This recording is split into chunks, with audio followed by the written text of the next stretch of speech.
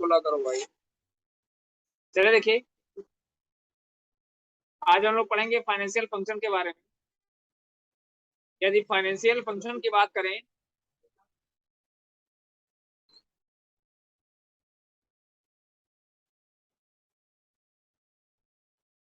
यदि हम लोग फाइनेंशियल फंक्शन की बात करें तो फाइनेंशियल फंक्शन का हम लोग यूज करते हैं कब?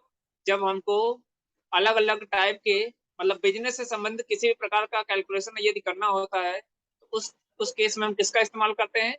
फाइनेंशियल फंक्शन का। या आप कह सकते हो फाइनेंशियल कैलकुलेशन जब भी हमको परफॉर्म करना होगा तो उस केस में हम लोग किसका इस्तेमाल करेंगे? फाइनेंशियल फंक्शन का। अब किस टाइप के फाइनेंस कौन कौन से ऐसे कैलकुलेशन होते हैं जो फाइनेंशियल कैलकुलेशन कहलाते हैं?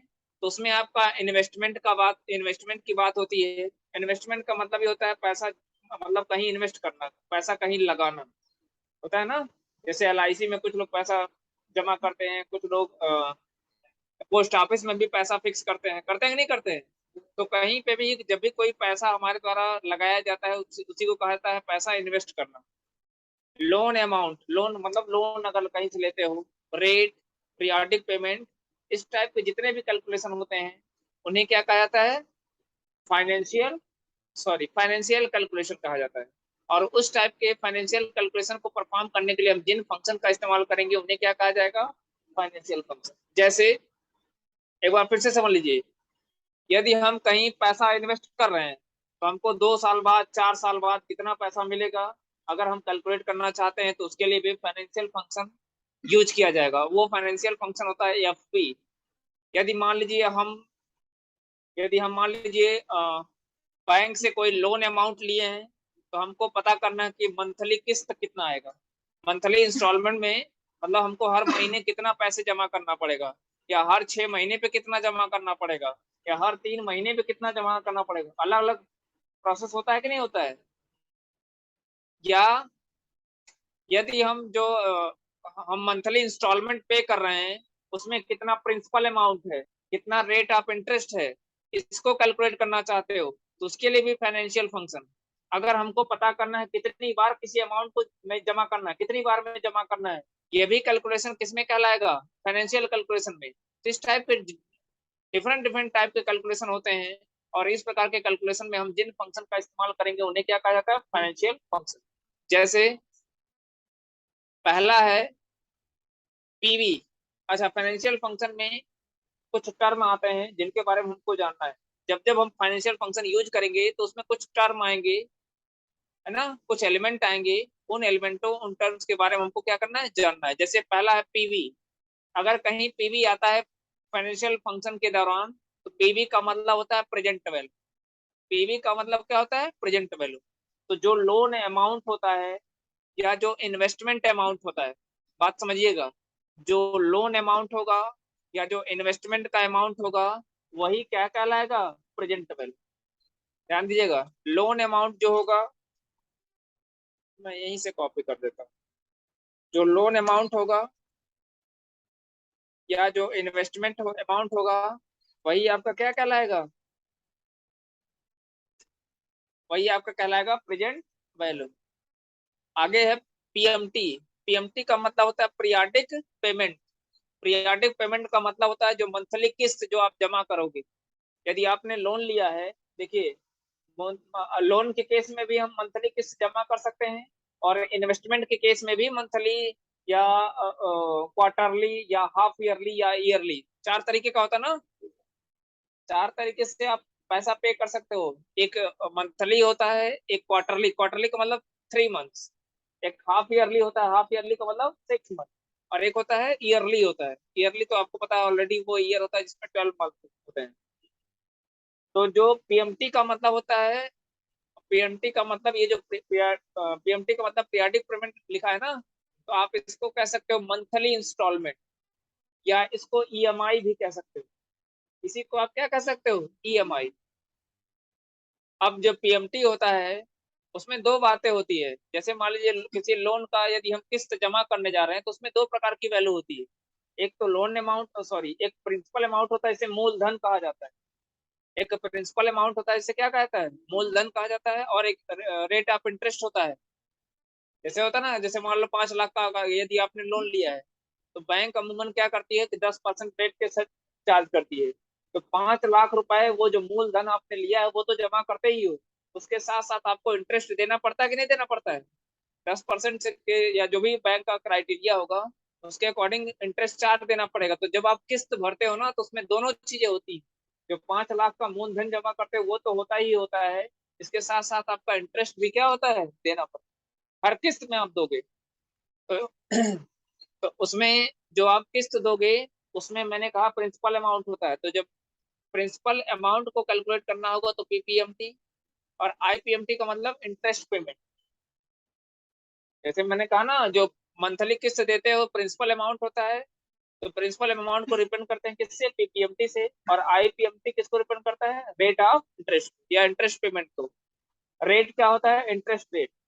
एनपीआर, एनपीआर जानते हो? एनपीआर का मतलब होता है कितनी बार पे करना है या कितनी बार में जमा करना है। जहां पे कितनी बार या कितने इंस्टॉलमेंट की बात होगी, तो वहां पे उसका मतलब क्या है, एनपीआर। एफवी, एफवी का मतलब होता है फ्यूचर वैल्यू। तो फ्यूचर वैल्यू की बात तभी होती है जब इन्वेस्टमेंट होता है। जैसे होता है ना कि हम इन्वेस्टमेंट दो तरीके से करते हैं, या तो एक मुश्त करते हैं या तो इंस्टॉलमेंट में करते हैं। जैसे बहुत लोग होते हैं नहीं कि हम वो 50,000 या 1 लाख में, या उनके पास जो भी होगा वो उतना पैसा एक ही बार में जमा कर देंगे। फिर 2 साल या 20 साल या 30 साल बाद वो उस पैसे को फिर से वापस लेते हैं। क्या आप ये कह सकते हो कि 2 साल या 20 साल जो भी उनका समय निर्धारित होता है, टाइम पीरियड होता है, उसके बाद जो पैसा उनको मिलता है, जो या उस पैसे की जो भी वैल्यू होती है वही उसी वही क्या कराती है, फ्यूचर। जैसे मान लीजिए हमने एक ही बार में 2 लाख रुपए जमा कर दिया और 10 साल के लिए हमने जमा किया है, तो 10 साल के बाद जो हमको पैसा मिलेगा वही वैल्यू क्या कहलाएगी, फ्यूचर वैल्यू। तो ये जो एफपी टर्म है ये किसको इंडिकेट करेगा, फ्यूचर वैल्यू। तो ये तो थे फाइनेंशियल फंक्शन के अंदर आने वाले जो टर्म है। जितने भी फाइनेंशियल फंक्शन हम यूज करेंगे उसके अंदर जो टर्म आएंगे उनके बारे में एक एक करके हमने जाना। ये चीजें और भी क्लियर हो जाएंगी जब हम एग्जांपल्स को देखेंगे।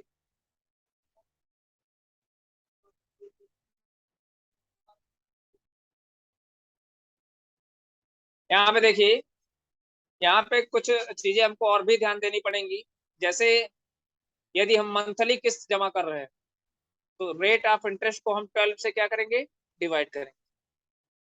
यदि मान लीजिए हम कोई लोन अमाउंट लिए हैं, उस लोन अमाउंट को हमको हर महीने जमा करना है। कुछ किस्त बना दी गई, कुछ इंस्टॉलमेंट बना दिया गया, ईएमआई बना दिया गया है, जहाँ पे हमको हमको हर महीने पैसे जमा करना है। तो जब मंथली किसी पैसे को जमा करते हैं तो उस समय जो रेट होगा उसको हम 12 से डिवाइड करते हैं। ऐसा क्यों? ऐसा इसलिए क्योंकि जो आपका रेट ऑफ इंटरेस्ट मतलब इंटरेस्ट रेट होता है बैंक द्वारा जो लगाया जाता है वो एनुअल होता है, वो 1 साल का होता है। जैसे मान लीजिए 10% की दर से अगर कोई बैंक रेट इंटरेस्ट लगा रही है, तो वो जो 10% होगा वो एनुअली होता है, ईयरली होता है। तो आप बताइए, जब हम हर महीने किस्त जमा कर रहे हैं तो हर महीने 10% रेट ऑफ इंटरेस्ट से तो देंगे नहीं ना, बहुत पैसा हो जाएगा। यही कारण है कि जब मंथली जमा करेंगे तो रेट ऑफ इंटरेस्ट को डिवाइड करेंगे किससे, 10 से। और एनपीआर, एनपीआर का मतलब हो गया जितनी किस्त आप भरते जाएंगे। जैसे मान लीजिए मंथली जमा कर रहे हैं, ठीक है। जैसे मान लीजिए हमारा जो हम हर मंथ मान लीजिए हम 1,000 रुपए जमा कर रहे हैं, तो उस केस में हम क्या करेंगे, 1 साल में कितना जमा होगा तो उसके लिए हम क्या करेंगे, 12 से गुणा करें। तो मंथली के केस में रेट को 12, अगर कोई इंस्टॉलमेंट मंथली होगा तो रेट को 12 से डिवाइड करेंगे, ऐसा समझिए। और एनपीआर को गुणा करेंगे किससे, 12 से। यदि इंस्टॉलमेंट क्वार्टरली होगा, क्वार्टरली का मतलब यदि 3 3 महीने की किस्त बनी है तो उस केस में रेट को हम किससे डिवाइड करेंगे, 4। क्यों? क्योंकि 12/4 करेंगे तो कितना आएगा, 3। 3 को ही तो क्वार्टरली कहा जाएगा। 3 का मतलब क्या, क्वार्टरली हो गया। तो जब रेट को 4 से डिवाइड करेंगे तो एनपीआर को किससे गुणा करेंगे, 4 से। हाफ ईयरली के केस में रेट को 2 से डिवाइड करना है, जबकि एनपीआर को 2 से क्या, उसी के उल्टा होता है। रेट में गुणा करते हैं तो एनपीआर में क्या करते हैं, सॉरी, रेट में डिवाइड करते हैं तो एनपीआर में क्या करते हैं, गुणा करते हैं। ईयरली के केस में रहेगा तो कुछ भी हमको नहीं करना है, रेट को एज इट इज रख देना है, और एनपीआर भी क्या होगा, एज इट इज होगा। अब इसको समझने के लिए हम लोग कुछ एग्जाम्पल सॉल्व करते हैं।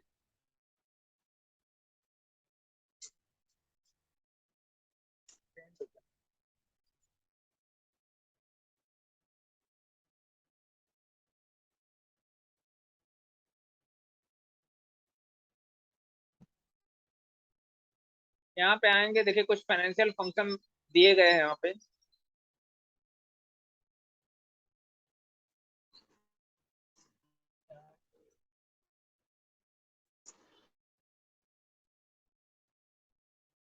यहाँ पे देख सकते हो हमारे पास कुछ फाइनेंशियल कैलकुलेशन से संबंधित कुछ क्वेश्चन है, इनको हम देख लेते हैं। ठीक है। अब सबसे पहला हमको टर्म जानना है कि कौन सा टर्म क्या है, तभी तो हम उसको यूज करेंगे। तो यहाँ देखिए लिखा गया फाइंड द लोन अमाउंट। हमको लोन अमाउंट पता करना है कि हमारा लोन कितना था। अब यहाँ पे दिया दिया गया है, सबसे पहली चीज जो दी गई है वो है ईएमआई अमाउंट। मतलब मंथली जो आप किसी लोन का जो पैसा जमा कर रहे हैं वो दिया है। तो जो ईएमआई आप जमा करते हो उससे क्या कहा जाता है, पीएमटी। पीएमटी का मतलब होता है पीरियाडिक पेमेंट। हमने आपको बता दिया कि पीरियाडिक पेमेंट किसको रिफंड करेगा, किस्त को या ईएमआई को, या उसी चीज को इंस्टॉलमेंट कहा जाता है। तो जो आप इंस्टॉलमेंट जमा करोगे लोन अमाउंट का, वही क्या कहलाएगा, उसको रिफंड किया था किससे, पीएमटी से। यानी यह किसको रिफंड करेगा, ईएमआई। ये बात समझ में आ गई ना, समझ में आ गया। ईएमआई का मतलब होता है, आपको ईएमआई में पता है ना, जो मंथली हम लोग पैसा जमा करते हैं उसी को ईएमआई भी कहा जाता है। उसी को हम लोग किस्त भी कहते हैं, उसी को इंस्टॉलमेंट भी कहते हैं, उसी को पीरियाडिक पेमेंट भी कहते हैं। पीरियाडिक का मतलब जानते हो, एक समय अंतराल पे जो जो हम पेमेंट करेंगे उसी को क्या कहता है, पीरियाडिक पेमेंट। अब देखो यहाँ लिखा गया है पे बैक पीरियड इन ईयर। मतलब कितने सालों में जमा करना है। तो यह रिफंड 5 सालों में, तो यह रिफंड करेगा। अब चूंकि मंथली जमा कर रहे हैं ना, तो अब यह अगर 5 ईयर्स में है तो 5 × 12, मतलब 60 मंथ में पे करेंगे। मतलब यह क्या रिफंड करेगा, एनपीआर। कितनी बार में, यही तो मैंने बताया था। तो यह किसको रिफंड करेगा, एनपीआर को। और ये क्या है आपका, रेट है। मतलब हमारे पास इतनी चीजें आ गई। अब हमने आपको बताया था कि जब बात लोन अमाउंट की होगी,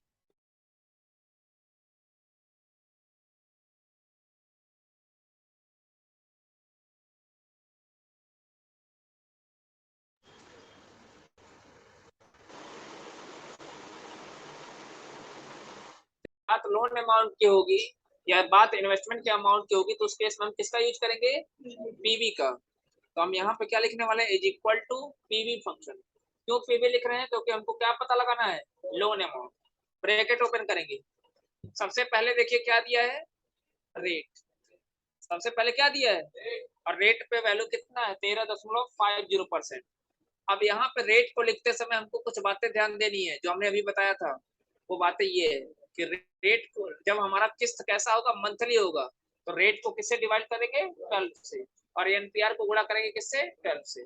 अब वही बातें हम आपको हमको वही बात ध्यान रखनी है। तो रेट है, रेट कहाँ है, यहाँ पे 13 तो हम इसको टाइप कर देंगे 13.50% डिवाइड बाई 12।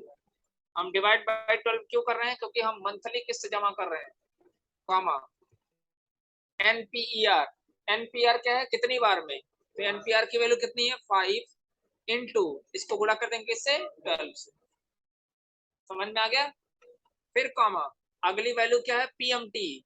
पीएमटी का मतलब 2301, यही तो हर महीने जमा कर रहे हो, 2301। अच्छा एक चीज और, जो पैसा हमारे जेब से जाता है उसके लिए हम लोग माइनस लिखते हैं। जब पैसा हमारे पास आता है तो इसका मतलब ये होगा वो प्लस हो रहा है। इस केस में हम लोग क्या करेंगे, इस वैल्यू को लिखेंगे किसके साथ, माइनस के साथ।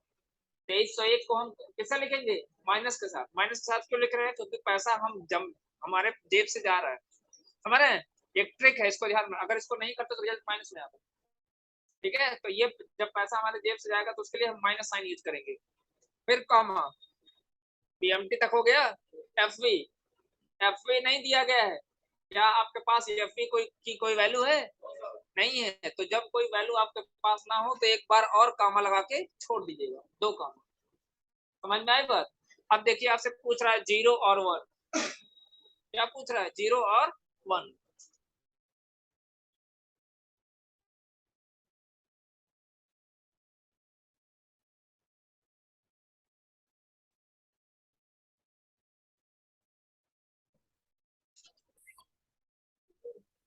जब लोन का केस होगा तो हम 0 टाइप करेंगे, और जब इन्वेस्टमेंट का केस होगा तो 1 टाइप। जब लोन का लोन की बात होगी तो हम क्या करेंगे, क्योंकि देखिए लोन के केस में क्या होता है कि पहले पैसा हमको मिल जाता है। लोन के केस में पहले पैसा हमको मिल जाता है, और जब तक लोन हमारा जमा नहीं होता तब तक हमको पैसा देना पड़ता है, अंत तक देना पड़ता है।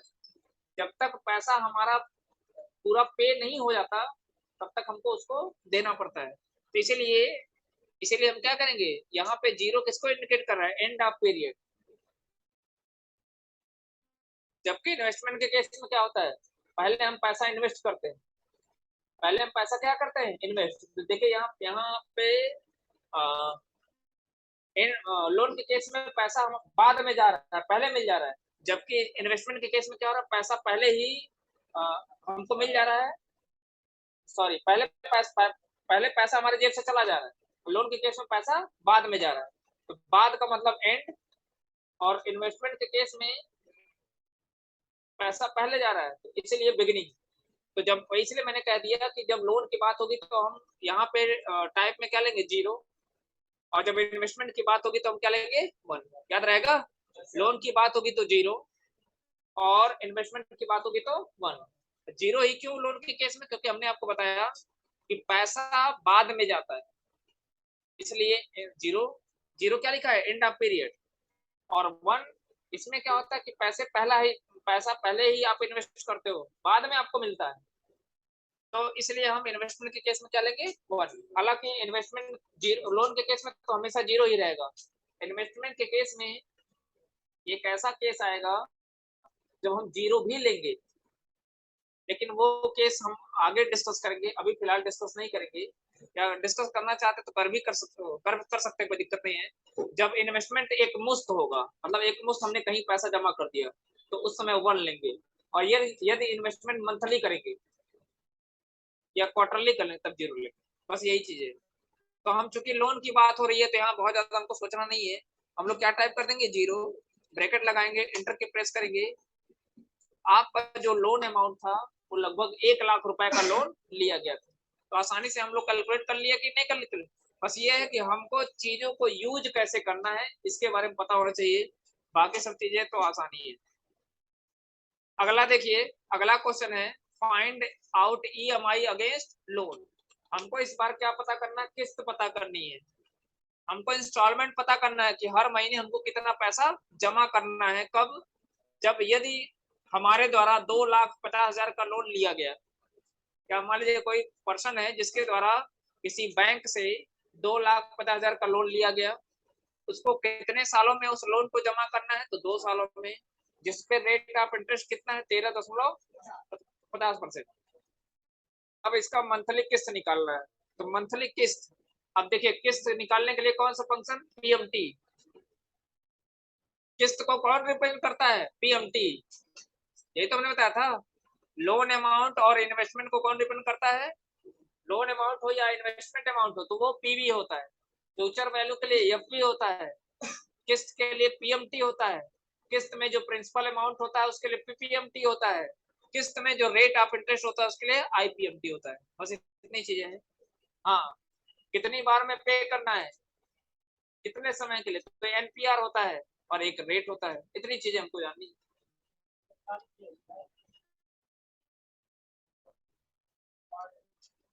अब देखिए हम क्या करेंगे, यहाँ पे लोन क्या पता करना है, किस्त। किस्त के लिए हम लोग क्या यूज करते हैं, पीएमटी। अब देखिए जैसे पीएमटी, तो पहले क्या मांग रहा है, रेट।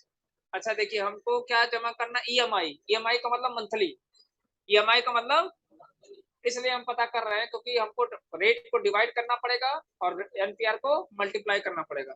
अच्छा इसके पहले हम कुछ बातें आपको यहाँ बता दें। लोन अमाउंट है, लोन अमाउंट को कौन डिपेंड करता है, पी। ये 2 सालों में, तो यह क्या हो गया, कितने समय के लिए, एनपीआर, और ये हो गया आपका रेट। तो हम यहाँ पे आएंगे, इज इक्वल टू, पहले क्या कैलकुलेट करना, पीएमटी। तो पीएमटी के केस में क्या होगा, रेट। रेट का मतलब कितना हो गया, 2, सॉरी 13.50%। और रेट को, चूंकि मंथली की बात हो रही है इसलिए रेट को किससे डिवाइड करेंगे, 12 से। एनपीआर कितना है, 2, तो 2 गुणे क्या करेंगे 12, कॉमा पीएमटी, सॉरी पीवी है, एम्पियर हो गया ना। यहाँ देखिए क्या है पीवी, पीवी का मतलब क्या हो गया 2,50,000, यही जमा करना है ना। तो इसको भी किसके साथ लिखेंगे, क्यों, क्योंकि ये पैसा जेब से जाएगा, ठीक है। फिर एफ है, एफ नहीं दिया है तो फिर एक बार और कॉमा लगा के छोड़ दीजिएगा।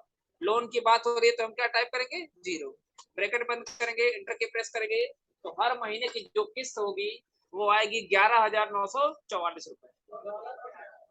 डॉलर आया हो तो करेंसी चेंज कर सकते हो, नहीं कर सकते हो, ये कौन सी बड़ी बात है। नंबर में आके यहाँ करेंसी में,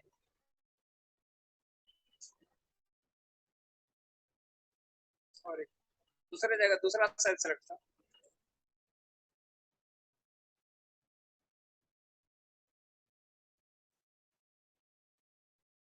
हो गया कि नहीं हो गया। अच्छा देखिए, हमने थोड़ी देर पहले आपको बताया था कि जो भी हम किस्त जमा करते हैं उसमें दो प्रकार की वैल्यू होती है, एक मूलधन होता है, एक रेट होता है, इंटरेस्ट होता है।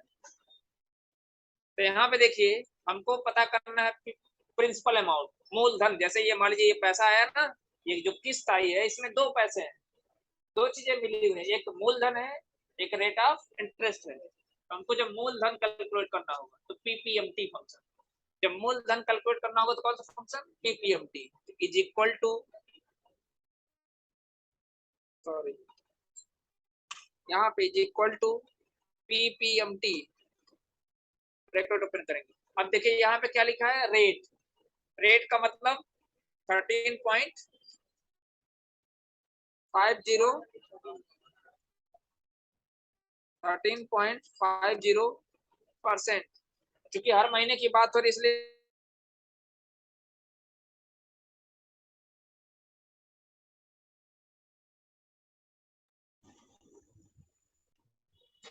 पर का मतलब होता है कैवी किस्त जमा कर रहे हो, इससे 2 साल में जमा करना है ना, कुल कितनी किस्त बनेगी 24, 24 बार में जमा करोगे ना। तो पर का मतलब इंस्टॉलमेंट,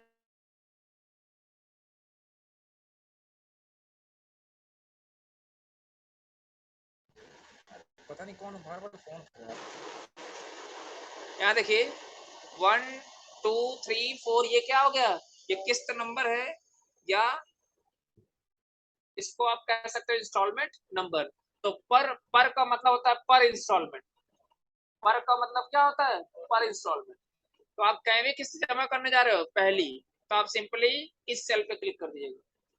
जैसे इंस्टॉलमेंट टू इंस्टॉलमेंट आपका जो प्रिंसिपल अमाउंट होगा और रेट होगा वो अलग अलग आएगा, है ना। तो हम क्या करेंगे यहाँ पे, क्योंकि पर का मतलब क्या होता है, पर इंस्टॉलमेंट, इसलिए हमने, चूंकि पहला इंस्टॉलमेंट हम जमा कर रहे हैं तो पहले इंस्टॉलमेंट में कितना मूलधन आएगा तो वो कैलकुलेट करना है, इसलिए हमने पहले सेल के ऊपर क्या कर लिया, क्लिक कर लिया। यहाँ वन मत टाइप करें क्योंकि हम फार्मूला ट्रैक करेंगे।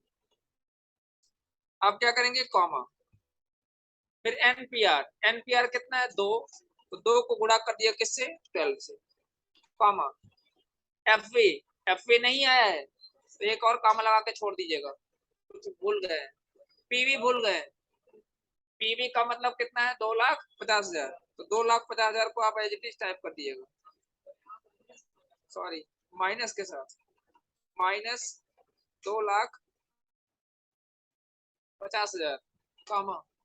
अब एफवी नहीं दिया है तो एक और कॉमा लगा देंगे, लोन की बात हो रही इसलिए क्या देंगे हम, जीरो, ब्रैकेट बंद करेंगे।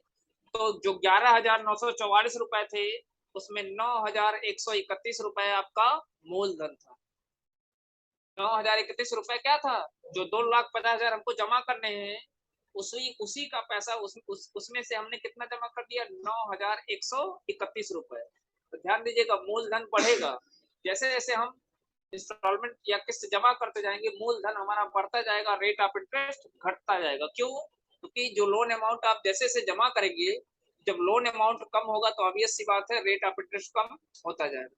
अच्छा देखिए अब हमको क्या निकालना है, मूलधन निकल गया, मतलब 11,000 में से 944 रुपए, तो 11,944 रुपए में से 9,131 रुपए हमारा हो गया मूलधन, जिसको प्रिंसिपल अमाउंट कहा जाता है।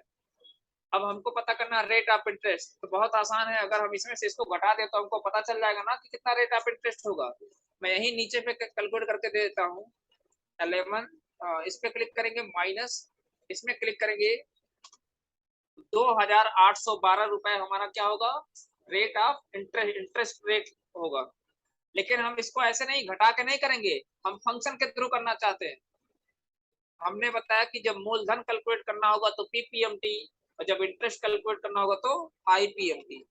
तो हम सिंपली क्या यूज करेंगे, आईपीएमटी, है ना। जब जो आप इंस्टॉलमेंट जमा करोगे तो हमने बताया उसमें दो चीजें होती है, मूलधन होता है, रेट होता है। तो हमको मूलधन तो हमने पीपीएमटी से कैलकुलेट कर लिया, इस बार हमको क्या कैलकुलेट करना है, रेट। तो रेट कैसे कैलकुलेट करोगे, सबसे पहले हम लोग रेट कैलकुलेट करने के लिए हम लोग क्या करेंगे, आईपीएमटी। आईपीएमटी में क्या है, रेट। तो पहले रेट को आप लिख जाओ, 13.50% डिवाइड बाई 12। मत करिए, तो ड्रैग करेंगे तो फर्क होता है, आपको एब्सोल्यूट बनाना पड़ेगा। जब ड्रैग करेंगे तो आपको एब्सोल्यूट बनाना पड़ेगा, तो इसलिए आप डायरेक्ट वैल्यू पुट करिए, जहां पर सेल एड्रेस की जरूरत पड़े वहीं पर करिएगा, कॉमा कर सकते हैं वो भी। पर का मतलब कैरी किस जमा करने जाना है, पहली भाई, पहले किसका मूलधन निकाले हैं तो उसी का रेट ऑफ इंटरेस्ट भी तो निकालेंगे, कॉमा एनपीआर। एनपीआर की वैल्यू कितनी है, 2 इंटू 12, कॉमा फिर पीवी। पीवी कितना है, 2,50,000, तो माइनस के साथ लिखेंगे 2,50,000, कॉमा एफवी नहीं दिया है तो एक और कॉमा, और उसके बाद क्या करेंगे, जीरो, ब्रैकेट बंद करेंगे, इंटर की प्रेस करेंगे, तो आप देख सकते हो 2,812 रुपए 50 पैसे इंटरेस्ट निकल गया कि नहीं निकल गया, यही तो हमने कैलकुलेट किया था। अब दोनों को जोड़ देंगे तो आपका जो ईएमआई अमाउंट होगा, जो किस्त होगा, वो आपका निकल जाएगा। जोड़ने के लिए आपको पता है, इस पर क्लिक करेंगे, मूलधन में रेट ऑफ इंटरेस्ट को जोड़ देंगे तो हो जाएगा नहीं हो जाएगा, इंटर की प्रेस करेंगे, देखिए 11,944 रुपए 25 पैसे लिंक हो गया कि नहीं हो गया, यही तो हमने मंथली किस्त निकाला था। अब क्या करेंगे, इन तीनों को सेलेक्ट करिएगा, सेलेक्ट करके आप पैसे ड्रैग कर दीजिएगा।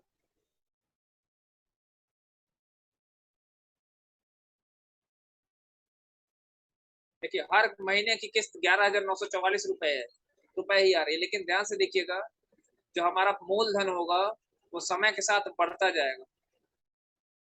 पहले किस्त में कितना जमा करना था, 9,131 रुपए, फिर 9,234 रुपए, मूलधन बढ़ रहा है। रेट ऑफ इंटरेस्ट देखिए, 2,812 रुपए पहले किस्त में देना है रेट ऑफ इंटरेस्ट, फिर अगले में 2,709 रुपए रेट ऑफ इंटरेस्ट घट रहा है, क्योंकि जैसे जैसे हम लोन अमाउंट जमा करते जाएंगे तो वैसे वैसे रेट ऑफ इंटरेस्ट कम होता जाएगा। समझ में आ गया, लेकिन मूलधन पे कोई असर, सॉरी ईएमआई पे कोई असर नहीं पड़ेगा। इस पे कुछ और भी प्रॉब्लम है जिसको बाद में पढ़ा जाएगा, इसमें इतना ही।